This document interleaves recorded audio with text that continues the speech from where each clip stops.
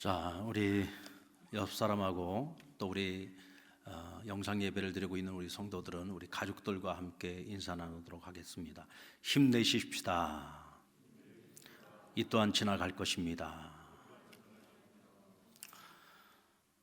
우리가 이렇게 영상 예배를 드리면서 우리 온 성도들이 함께 모여 드리는 예배가 얼마나 소중했는지 우리는 이번 기회를 통해서 다시 한번 깨닫게 됩니다. 이 또한 하나님께서 우리에게 그동안 우리의 예배가 진정 하나님 앞에 신령과 진정의 예배였는지 우리 스스로가 한번 돌아보게 만드는 그런 값진 기회의 시간이라고 생각을 합니다. 꼭 부탁드리는 것은 오늘 우리의 신앙생활이 게을러지지 않기를 바라고 또 이번 기회를 통해서 하나님과 더욱더 친밀해질 수 있는 시간이 되기를 바랍니다. 영상 예배는 어쩔 수 없이 우리가 영상으로 드려지는 예배입니다. 그것이 모범이 아닙니다. 모범은 반드시 함께 모여서 예배를 드리는 것입니다. 국가적인 재난 사태이기 때문에 어쩔 수 없는 것입니다. 우리가 영상 예배를 드리면서 또 이 영상 예배에 취해서 우리가 이 모든 사태가 끝나고 난 그 이후에도 영상으로 계속 예배를 드리려고 하는 성도들이 생기지 않았으면 좋겠습니다. 더욱더 예배를 사모하고 예배 생활에 더욱더 성실하게 임해 주시는 우리 모든 성도들이 되었으면 감사하겠습니다. 인류는 지금껏 수없이 많은 실수와 재앙을 경험해 왔습니다. 하지만 그 수많은 실수와 재앙을 극복해 나가는 과정에서 우리는 많은 지식과 경험을 축적해 왔죠. 또 새로운 재앙을 대비하는 노하우를 익혀왔습니다. 우리는 21세기에 들어와 경험한 전염병만 하더라도 에볼라, 신종플루, 사스, 메르스 자그마치 4차례에 걸친 대재앙을 겪어왔습니다. 그뿐만 아니라 조류독감이라든지 구제역과 같은 동물들에게 퍼지는 그런 바이러스도 지금도 계속 경험을 하고 있습니다. 이런 재앙들을 지나오면서 우리는 그때마다 전염병 예방 수칙의 중요성이 얼마나 중요한지 그것을 끊임없이 강조해도 부족할 만큼 강조해왔고 우리 또 하나 알고 있습니다. 어떤 바이러스가 창궐을 하더라도 이를 해결할 수 있는 컨트롤 타워가 필요하다는 것, 그리고 매뉴얼이 필요하다는 것, 정부 차원에서의 선 대책이 얼마나 중요한지에 대해서 우리는 알고 있었습니다. 그런데 지난 20년 동안 우리는 수차례 바이러스의 이런 재앙을 경험하면서도 항상 뭐예요? 그때뿐이었어요. 그때 그 일들이 지나가고 나면 언제 그랬냐는 듯이 우리는 이 예방 수칙들을 다 잊어버리고 기본적인 상식마저도 잊고 살아갈 때가 많습니다. 문제가 터질 때마다 국가적인 대책이 필요하다 그렇게 강조를 했음에도 불구하고 일이 끝나고 조금만 시간이 지나고 나면 정부도 그 모든 것들을 다 잊어버립니다. 심지어는 돈만 먹는 하마라고 공공의료기관을 축소해 나가고 있는 상황이었단 말이죠. 앞으로도 새로운 변종 바이러스가 나올 가능성은 점점 더 높아질 것입니다. 우리는 이번 일을 교훈으로 삼아서 앞으로 인류가 계속적으로 직면하게 될 이 바이러스의 재앙을 어떻게 우리가 미연에 방지할 것인가, 또 이런 문제들이 터졌을 때 우리가 어떻게 조속히 빠른 시일 내에 해결할 수 있을런지, 이런 일들을 인류가 함께 머리를 맞대고 고민하고 우리가 준비해야 될 것이 무엇인지 또 실천해야 될 것이 무엇인지를 우리가 함께 노력하는 공동의 노력이 필요하다는 것입니다. 그리고 우리 정부는 코로나19 사태를 종료하는 동시에 미래에 닥쳐오게 될 이 바이러스 재앙을 대비하는 국가적 차원에서의 범정부적 대안이 필요할 것입니다. 그래야 오늘의 화가 재앙으로만 끝나는 것이 아니라 미래를 위한 값진 교훈이 될 수 있습니다. 인생을 살아가다 보면 우리에게도 원치 않는 화가 찾아올 때가 있죠. 여러분, 우리가 화를 당하는데 내가 원해서 화를 당하는 사람이 누가 있겠습니까? 누가 원해서 재앙을 당하는 이들이 있겠습니까? 우리는 다 행복하게 살고 싶습니다. 평안하게 살고 싶고 건강하게 살고 싶고 안전된 삶을 살아가고 싶은 것이 우리의 소망이죠. 그런데 원치 않는 화가 찾아올 수 있습니다. 그것이 나의 잘못이 되었든 아니면 사회적인 환경의 어떤 변화 속에서 오는 것이든 어쨌든 그 화가 우리에게 닥쳐왔을 때 그것은 우리에게 재앙이 될 수밖에 없다는 거죠. 하지만 화가 재앙으로 끝나버린다면 이보다 우리를 비참하게 만드는 것은 없을 것입니다. 왜? 희망이 없기 때문에 그렇습니다. 지혜로운 사람은 그 화를 복으로 바꿀 줄 아는 사람입니다. 화를 기회로 삼아서 그것이 축복의 기회가 될 수 있도록 바꾸는 것입니다. 오늘도 코로나 재앙을 극복하기 위해서 전력 투구하고 있는 정부와 우리 사회에게 그런 지혜가 필요하죠. 뿐만 아니라 오늘 우리 개개인에게도 바로 그런 지혜가 필요합니다. 어떻게 하면 그 화를 복으로 바꿀 수 있을까? 여기에 여러분 희망이 있고 미래가 있고 소망이 있습니다. 오늘 본문의 야곱 역시 다가올 재앙의 직면에 있었습니다. 외동딸 디나가 세겜성의 여인들을 보러 나갔다가 세겜성 주인 세겜에게 강간을 당합니다. 이 일을 듣게 된 야곱의 아들들이 그 세겜성에 있는 모든 남자들을 속여서 그들을 다 죽이고 또 부녀자들 그리고 그들의 재산까지 다 늑탈하는 사건이 벌어지게 됩니다. 그 일을 통해서 그 주변 사면에 있는 가나안 사람들이 자칫 이 야곱의 가족을 멸족시키기 위해서 그들이 군대를 동원하게 될 위기에 놓여 있었습니다. 한마디로 말해서 야곱의 가족이 멸절당할 위기에 처하게 된 것이죠. 이미 당한 화라면 디나가 세겜에게 성폭행을 당한 것입니다. 여러분, 사랑하는 딸이 폭행을 당했습니다. 강간을 당했습니다. 아비의 입장에서 얼마나 마음이 무너지고 끔찍한 일입니까? 또 당사자인 디나는 얼마나 고통스러웠겠습니까? 뿐만 아니라 야곱의 아들들이 세겜 사람들을 속이고 그것도 무엇으로 속였어요? 하나님의 백성인 증거로서 하나님께서 그들에게 허락하신 할례를 믿기로 해가지고 야곱의 가정에 또 야곱의 사람들 그 여인들과 결혼을 하기 위해서 할례를 행했던 세겜 남자들을 꼼짝 못하고 있을 때 3일째 되는 날 들어가 그들을 다 도륙해서 죽여버립니다. 그리고 그들의 재산을 늑탈하고 그들의 부녀자들, 아내와 자녀들까지도 다 빼앗았습니다. 끔찍한 죄를 저지른 겁니다. 야곱의 가정에 끔찍한 죄가 들어온 것입니다. 어쩌면 디나가 성폭행을 당한 일보다도 더 끔찍한 죄인 거죠. 오히려 죄로 말미암아 피해를 당하는 것보다도 오히려 가해자가 되어서 오늘 야곱의 아들들은 더 끔찍한 죄를 범하고 말았던 겁니다. 하나님 앞에서 이보다 더 끔찍한 화가 어디 있겠습니까? 하지만 이로 인해서 그들이 앞으로 당하게 될 화, 그것은 야곱이 일평생 쌓아왔던 그 모든 것들을 하루아침에 다 잃어버릴 수도 있는 끔찍한 재앙이 될 수도 있었다는 것입니다. 이 같은 절대절명의 위기 가운데에서 야곱은 어떻게 화를 복이 되도록 만들었을까요? 오늘 우리가 그 이야기를 함께 나누면서 교훈을 얻고자 합니다. 먼저 야곱은 하나님께 도움을 요청하면서 간절히 매달렸습니다. 우리 3절 말씀을 같이 한번 보시면 우리가 일어나 베델로 올라가자 내 환난 날에 내게 응답하시며. 야곱은 가족에게 함께 베델로 올라가자고 하면서 하나님이 내 환난의 때에 내게 응답하셨다 그랬어요. 하나님이 내게 응답하셨다라고 하는 이 말씀은 오늘 야곱이 얼마나 간절히 하나님께 매달리며 하나님께 도움을 요청했는지를 말씀해 주고 있는 것이죠. 간절히 기도했기 때문에, 하나님께 매달렸기 때문에, 도움을 요청했기 때문에 하나님이 응답하셨다는 것입니다. 그래서 환난 가운데서 하나님이 나를 건져내어 주신다는 것이죠. 그것을 야곱은 조금도 의심치 않고 믿고 있습니다. 그러면서 하나님의 명령대로 베델로 함께 올라가자고 요청하는 것입니다. 야복나루에서 하나님과 씨름했던 야곱을 생각해 보십시다. 야곱은 밤새도록 하나님과 씨름했습니다. 처음에는 그가 하나님인지도 몰랐고 그가 누구인지도 모른 채 자기와 씨름하는 그 상대와 밤새 씨름을 했습니다. 자신의 그 환도표가 위골이 되는 줄도 모르고 그 하나님을 붙들고 씨름을 했던 겁니다. 그렇게 해서 그는 그 두려운 밤을 축복의 밤으로 바꾸어 놨습니다. 그때를 생각하면서 야곱은 또다시 하나님께 매달립니다. 하나님이 아니시면 길이 없습니다. 방법이 없습니다.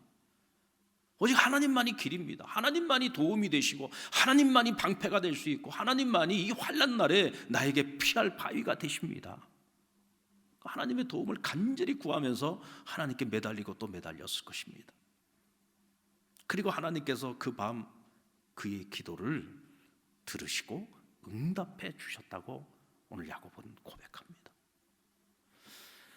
이번에도 하나님께서는요, 야곱을 책망하시거나 꾸짖지 아니하셨어요. 오히려 그에게 가야 할 방향만을 일러주고 계십니다.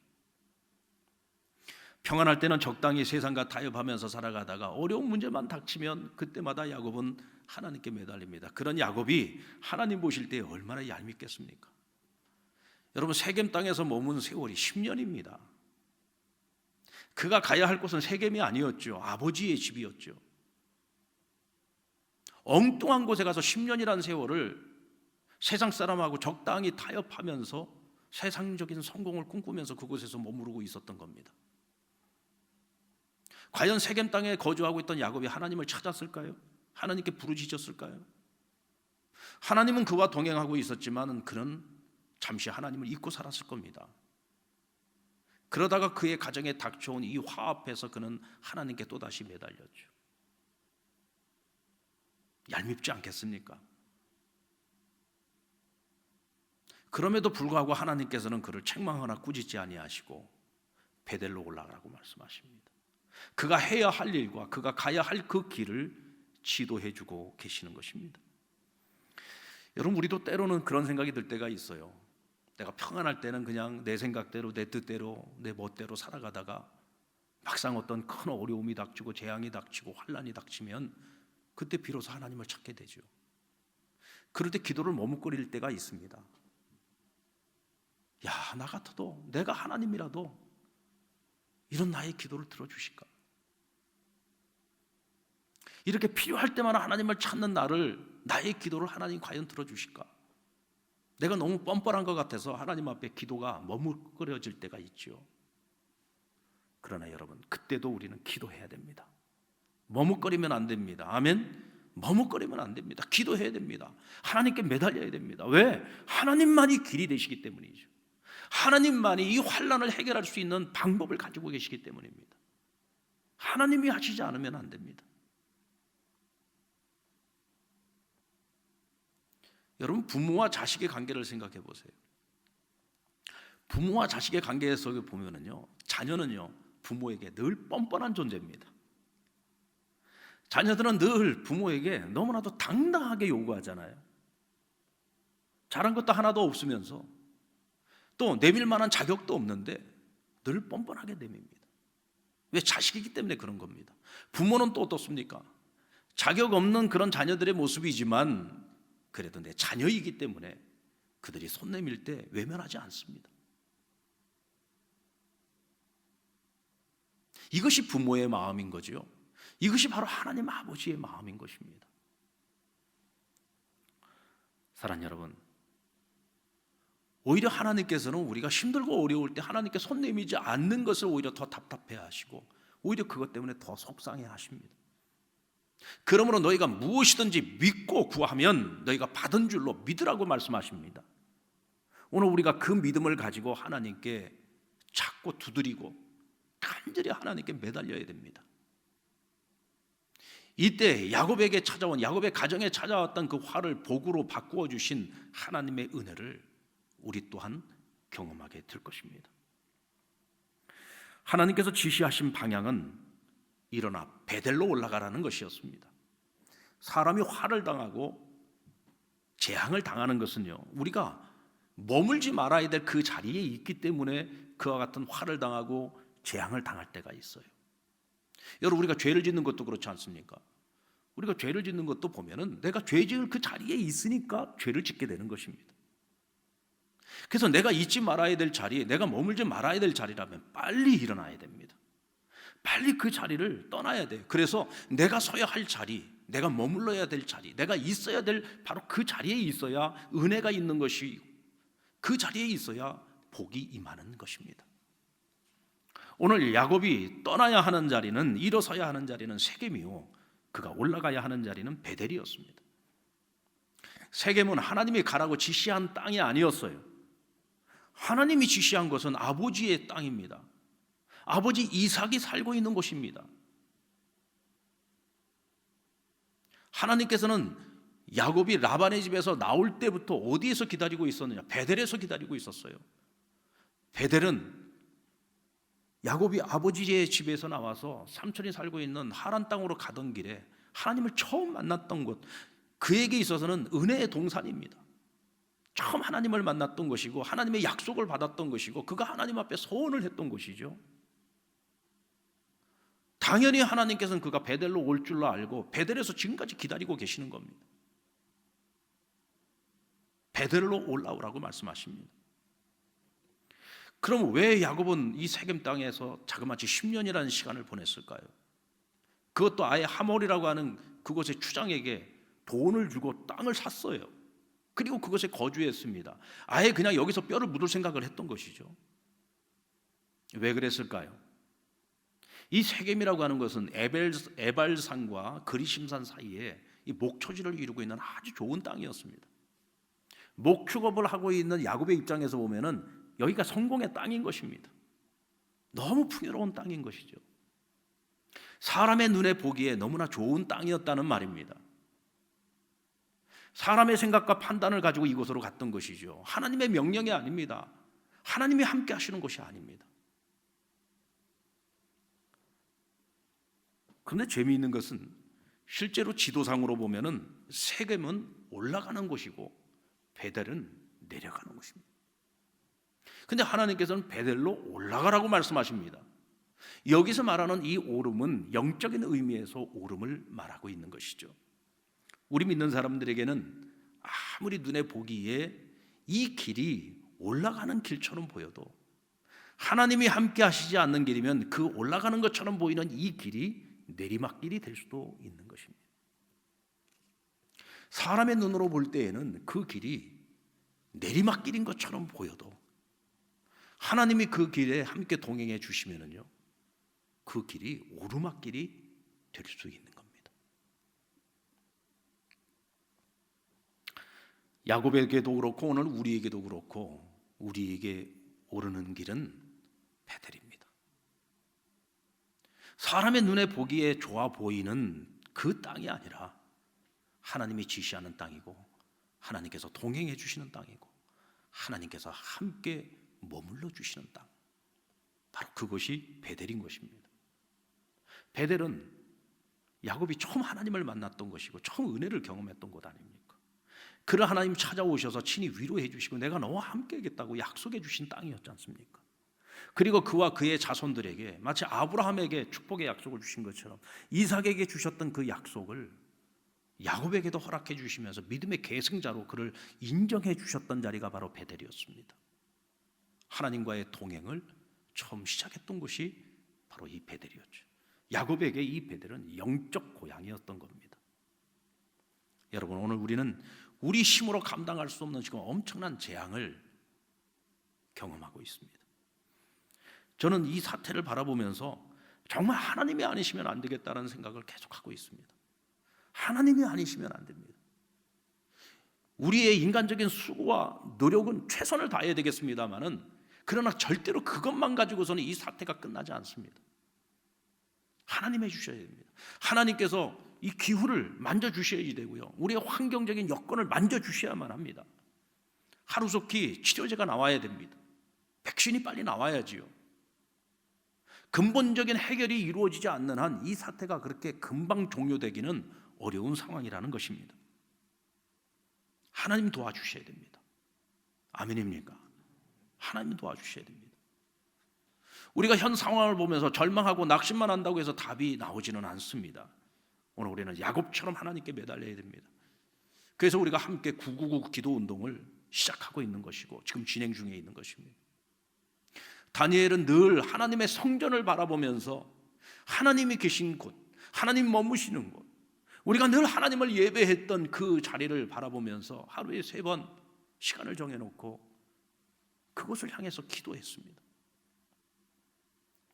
오늘 우리의 마음의 성전이 어디입니까? 우리 공동체가 늘 함께 모여서 예배하고 함께 훈련받고 함께 그리스도의 사랑을 나누었던 그 공동체, 우리 상랑교회 아닙니까? 우리가 오전 9시, 저녁 9시에 우리 상랑교회 방향을 바라보고 하나님의 성전인 주의 몸된 교회를 바라보면서 하나님께 기도하자는 거예요. 야곱의 그 심정을 가지고 우리 각자의 베델에서 하나님 앞에 간절히 기도해야 됩니다. 하나님이 아니시면 안 된다고, 길이 없다고, 방법이 없다고, 하나님만이 이 문제를 해결하실 수 있다고, 하나님만이 우리에게 자유를 주실 수 있다고, 하나님께 우리가 함께 매달려야 됩니다.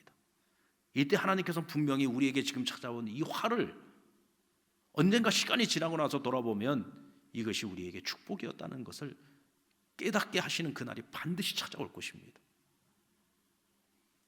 그리고 야곱은 베델로 올라가 여호와께 제단을 쌓기 전에 가족이 먼저 선행해야 할 일을 그들에게 명령하고 실천했습니다. 첫째는 자기 집안 사람들과 또 자기와 함께하고 있는 모든 사람들에게 그들 중에 있는 이방 신상을 버리도록 명령합니다. 이 얘기는 아직까지 야곱의 가정 안에 우상 신상들이 있었다는 얘기입니다. 처음 아버지 집에서 도망쳐 나올 때 라반의 딸 라헬, 야곱의 아내죠. 이 라헬이 도망쳐 나오면서 아버지의 드라빔을 훔쳐가지고 나왔어요. 이 드라빔은요, 마치 하나의 부적과 같은 것입니다. 이 드라빔을 가지고 있으면 우리 집에 복을 가져다 준다라고 생각을 했던 것이죠. 그 라헬은 이 드라빔을 훔쳐와가지고 지금까지 그 집안에다가 두고 있었던 거예요.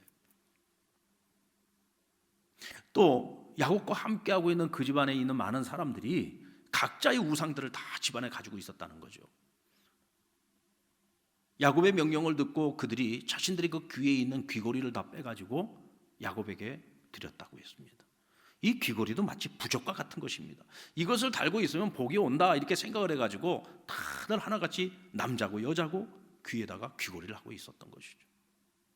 이런 모든 것들을 각자 다 빼고 자기들 집안에 있는 모든 우상단지들을 다 가져다가 야곱에게 다 내어놓습니다.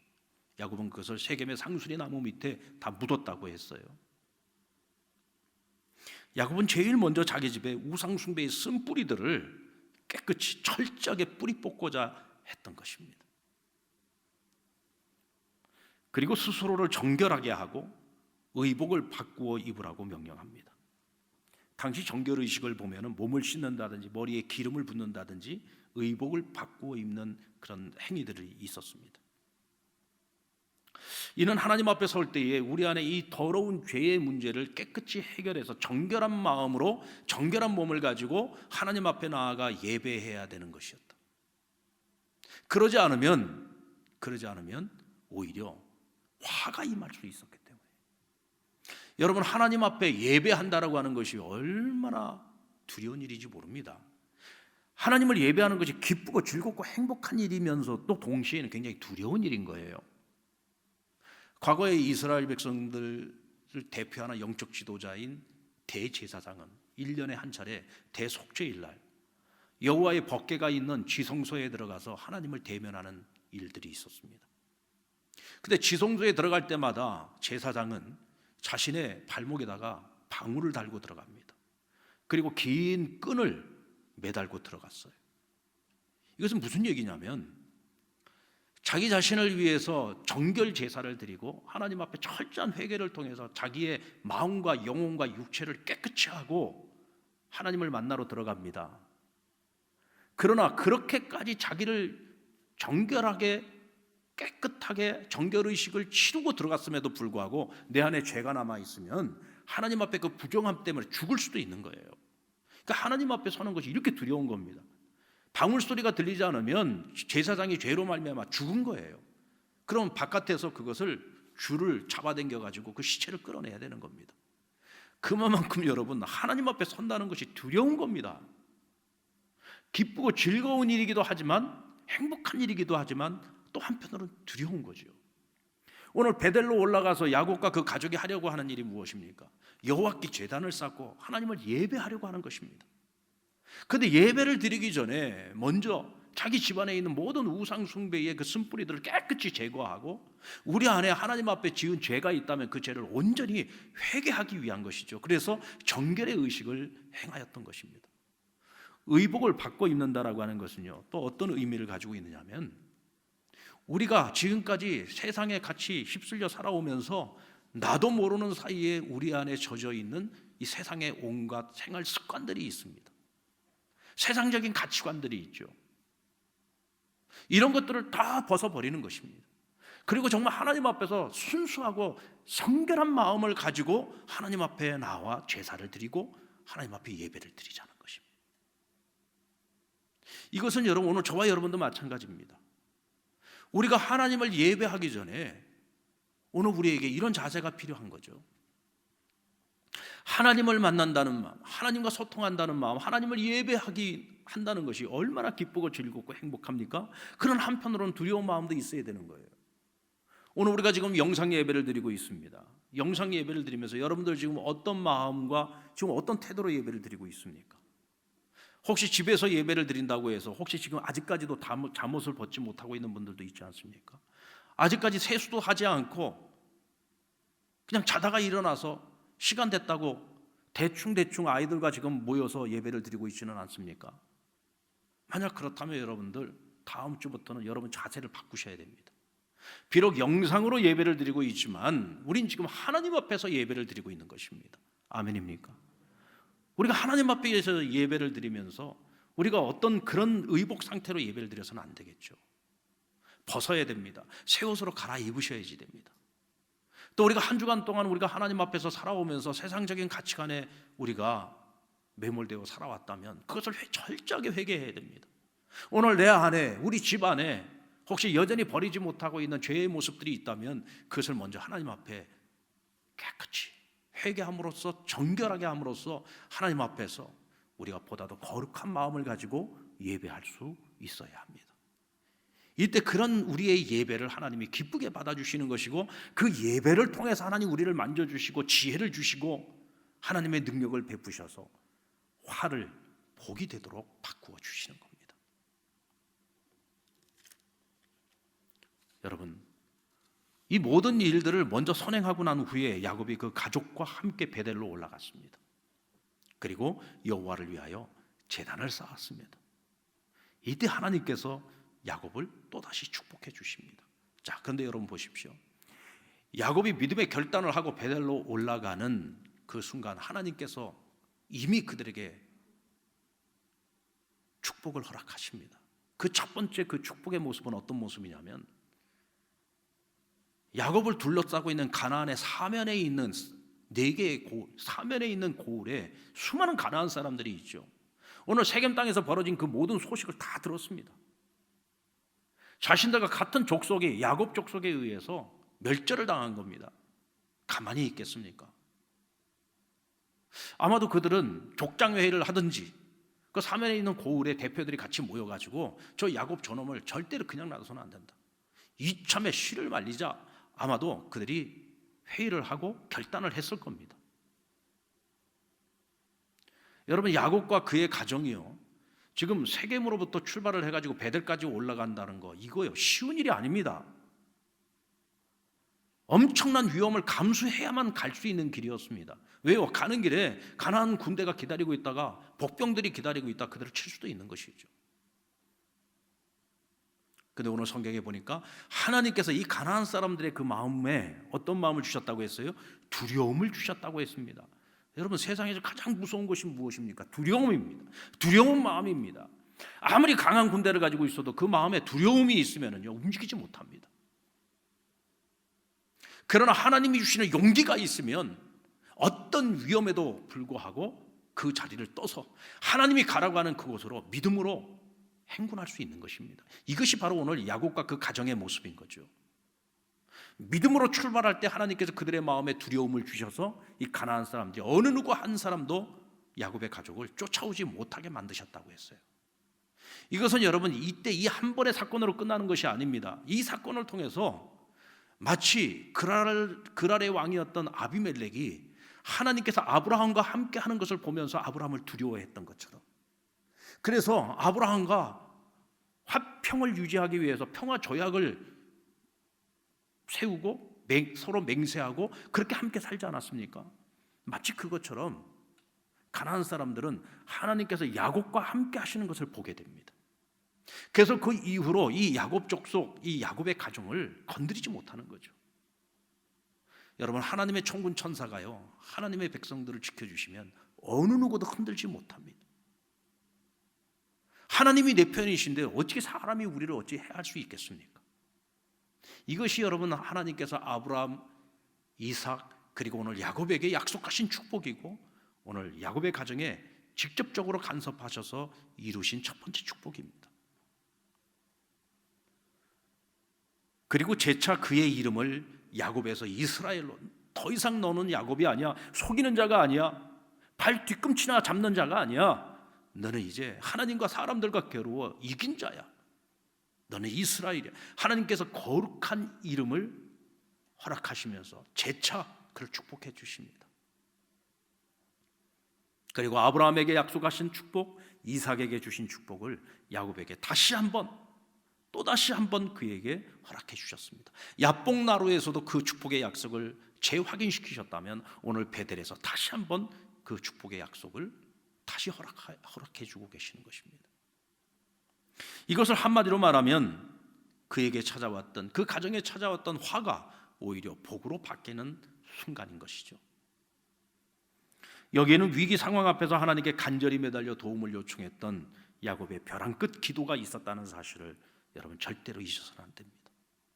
오늘 저와 여러분에게, 그리고 이 나라 이 민족 가운데 이 땅의 모든 교회들과 우리 성도들에게 지금 현재 우리에게 가장 필요한 것이 바로 이 벼랑 끝 기도입니다. 하나님이 아니시면 안 된다고, 주를 바라보고 주를 의지하고 간절히 하나님 앞에 시간을 정해놓고 기도해야 합니다. 왜 이런 위기 상황이 닥쳐왔는지도 우리가 돌아볼 수 있어야 됩니다. 지금 우리가 서 있는 그 자리가 하나님이 기뻐하시지 않는 자리라면 속히 일어나야 됩니다. 버릴 것이 있다면 속히 버려야 합니다. 갈아입어야 할 것이 있다면 당장 속히 갈아입어야 합니다. 이것이 진정한 회개입니다. 그냥 말로만 용서해달라고 하는 것이 회개가 아니라 헌 옷을 벗고 새 옷을 갈아입는 것이 회개입니다. 이전의 삶의 모습을 버리고 새로운 삶의 모습을 가지고서 살아가는 것이 회개인 것입니다. 이번 기회를 통해서 우리 안에 있는 죄의 모습들을 버리고 하나님이 기뻐하시는 모습으로 새롭게 갈아입는 것, 이것이 진정한 회개일 것입니다. 어쩌면 이 재앙과 이 화를 통해서 하나님이 우리에게 가장 요구하시는 것, 오늘 우리에게 바라시는 것이 바로 그 모습이 아닐까요? 그리고서 우리가 하나님 앞에 예배할 때마다 신령과 진정으로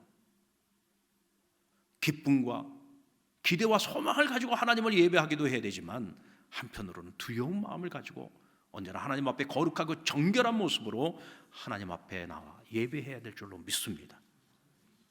근데 여러분, 우리가 여기서 절대로 잊지 말아야 될 한 가지가 있습니다. 너무나 중요한 사실입니다. 오늘 야곱의 가정에서 이 모든 재앙과 이 화와 그리고 이 화를 하나님 복으로 바꿔주는 이 모든 사건 속에서 한 사람이 지금 잊혀져 가고 있어요. 이 모든 일의 발단은 누구로부터 시작됐습니까? 디나였습니다. 디나가 강간을 당하는 이 사건으로부터 모든 일들이 시작이 되어졌습니다. 지금 이 사건 속에서 누가 가장 많이 상처를 받았습니까? 누가 가장 큰 상처를 입었습니까? 디나입니다. 근데 그 사건 이후에 디나에 관한 이야기는 단 한 절도 기록되어 있지를 않습니다. 누구보다도 그 상처를 치유받아야 되고 누구보다도 위로받아야 될 사람이 바로 디나였죠. 오늘날에도 여러분, 상처받은 영혼들이 얼마나 많습니까? 지금 이 사태를 통해서 지금 고통받고 있는 사람들이 얼마나 많습니까? 지금 이 문제를 해결해야 되는 이 상황 속에서도 정치권에서는 끊임없이 서로 이 코로나19 사태를 가지고서 서로 정쟁만을 계속하고 있습니다. 서로가 잘못했다고 서로를 탓하고만 있잖아요. 그런다고 문제가 해결됩니까? 어떻게 해서 이 문제를 해결하기 위해서 같이 여야가 머리를 맞대고 고민을 해야 되는데 서로 정쟁만 일삼고 있습니다. 30번 확진자 이후로 이것은 그냥 단순한 코로나19 사태가 아니라 신천지 감염 상태가 된 거예요. 지역 감염이 시작이 된 겁니다. 집단 감염이 시작이 되어졌고 이게 국가적인 재난이 돼버리고 말았습니다. 그런데도 신천지 쪽에서는 뭐라고 얘기를 합니까? 우리가 피해자라고 얘기를 합니다. 얼마 전에 그 31번 확진자는 그런 얘기를 하더라고요. 내가 좀 억울하게 이런 일을 당하고는 했지만 그래도 나로 인해서 많은 생명수들을 살릴 수 있게 되어서 너무 감사하다고. 이게 지금 다들 무슨 이게 지금 제정신인지 모르겠습니다. 어떻게 그런 생각들을 할 수 있습니까? 지금 가슴을 치고 회개를 하고 부끄러워해도 지금 못할 판에 무엇이 참인지 무엇이 거짓인지를 전혀 분별을 못하고 있습니다. 이와 같은 상황 속에서 가장 상처받고 지금 가장 고통받고 있는 사람들은 누구예요? 누구보다도 성실하게 정말 열심히 일선에서 최선을 다하면서 성실하게 살아가고 있는 이 땅의 국민들 아닙니까? 대구 경북 지역에 있는 우리 이웃들이잖아요. 누구보다도 많은 상처와 지금 아픔을 겪고 있습니다. 누구보다 열심히 살아가고 있는 일반적인 사람들, 평범한 사람들이 지금 너무 많은 고통을 받고 있잖아요. 질병 때문에도 괴롭지만은 당장 먹고 사는 것 때문에도 다들 괴롭다고 하나같이 탄식을 하고 있습니다. 가게를 열어놓고 있어도 하루 종일 손님 한 사람도 찾아오지 않아서 월세만 나가고 빚만 늘어나가고 이런 일들이 정말 시간이 더 지나가게 되면은 돌이킬 수 없을 만큼 큰 고통이 우리에게 밀려올 수 있죠. 그런 일들을 지금 누가 다 겪고 있는 것입니까? 이 땅에서 성실한 그 어떤 아버지이고 어떤 어머니이고 우리 이웃들입니다.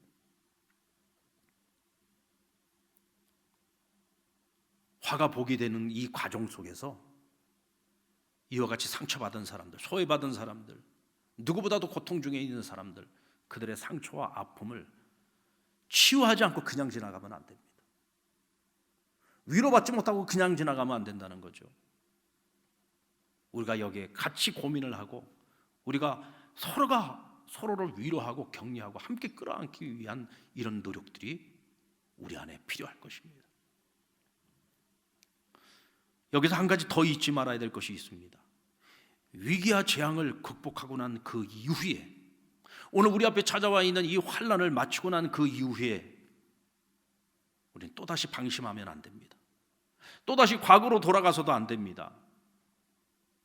그리고 이런 화를 통하여 복으로 바꾸어가는 그 길, 그 지혜를 하나님 앞에 얻었으면 그 순간에만 그것을 적용하고 끝나는 것이 아니라 그 이후에도 우리의 가정 안에, 우리의 삶 속에서 이것이 지속적으로 적용이 돼야 된다는 것입니다.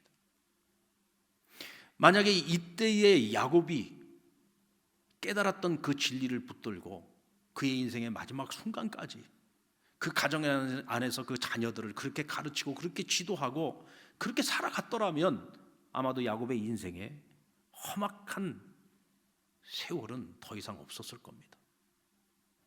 그런데 야곱은 이 과정, 이 재앙이 끝나고 난 그 이후에, 화가 복이 되고 난 이후에 그때 받았던 은혜를 또 다 잊어버리고 말았어요. 그러다 보니까 그 가정 안에서 온갖 불상사가 일어나고 그의 인생의 노년이 험악한 세월을 살아가게 되지 않았습니까? 사랑하는 성도 여러분, 이번 코로나19로 인해서 우리가 지금 겪고 있는 이 참담한 현실, 이 재앙이 끝나고 난 이후에도 우리는 절대로 잊지 말아야 됩니다. 이 참담한 현실 속에서 우리가 함께 모여 예배하지 못하고 가정에서 예배를 드릴 수밖에 없었던, 역사상 처음 경험하고 있는 이 비극을 우린 절대로 잊지 말아야 합니다. 오히려 이것이 우리의 신앙의 진보를 이루는 것이 아니라 우리의 신앙의 후퇴를 가져오는 일이 되어서는 절대로 안 된다는 것입니다. 이 교훈을 우리가 마음에 새기고 또 새겨서 우리가 주님 앞에 서는 그날까지 하나님 앞에 참된 예배자로서 살아갈 수 있기를 원합니다. 인생을 살아가면서 우리 앞에 어떤 화가 찾아와도 그 화를 복으로 만들 줄 아는 그런 지혜를, 오늘 야곱에게서 배운 이 지혜를 가지고서 우리의 삶 속에 적용하며 살아갈 수 있기를 바랍니다. 지금 우리가 해야 할 일이 무엇입니까? 그것을 머뭇거리지 마십시오. 뒤로 미루지 마십시오. 오늘부터 시작하십시오. 하나님께서 반드시 우리에게 찾아온 이 화를 복으로 바꾸실 것입니다. 이것이 국가가 되었든 우리 사회가 되었든 오늘 우리 개개인이 되었든 우리 교회에게 찾아와 있는 어떤 문제가 되었든 하나님께서 이것을 복으로 반드시 바꾸실 줄로 믿습니다.